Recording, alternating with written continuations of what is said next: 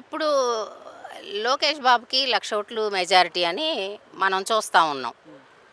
ఇప్పుడు వేమారెడ్డి గారు నియోజకవర్గ ఇన్ఛార్జ్ అయిన తర్వాత వేమారెడ్డి గారి సమక్షంలో జగన్మోహన్ రెడ్డి గారి ఆదేశాల మేరకు మంగళగిరిలో ఎక్కడ కూడా స్వచ్ఛందంగా ప్రతి ఒక్కళ్ళు మన పార్టీలో ఈ ప్రోగ్రాం ఉందంటే స్వచ్ఛందంగా అందరు వచ్చి నిలబడి పార్టీ కోసం పనిచేస్తున్నారు.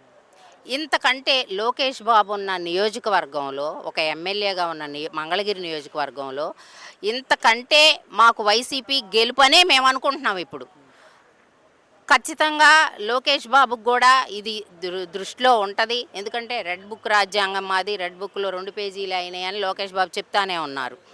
కాబట్టి ఈ జనాన్ని చూసి వాళ్ళకు కూడా బయటికి చెప్పలేకపోవచ్చు. అరే ఏంటి ఈ ప్రజాదరణ అని వాళ్ళకి ఉంటుంది మనసులో. ఎందుకంటే రాజకీయంగా ఉన్నప్పుడు మంచి చేసే వాళ్ళకి ప్రజాదరణ ఉంటుంది, చెడు చెడే. ఏ రోజైనా చెడు ఊరంతా ప్రచారం చేసి వచ్చేలోపు నిజం బయటకు వచ్చిద్ది. ఆ నిజం బయటకు వచ్చిన రోజు ఈ చెడంతా మూసుకుపోయిద్ది. నిజమే నిప్పులాగా ఆ చెడు చేసిన వాళ్ళని కాల్చివేసిద్ది. అటువంటి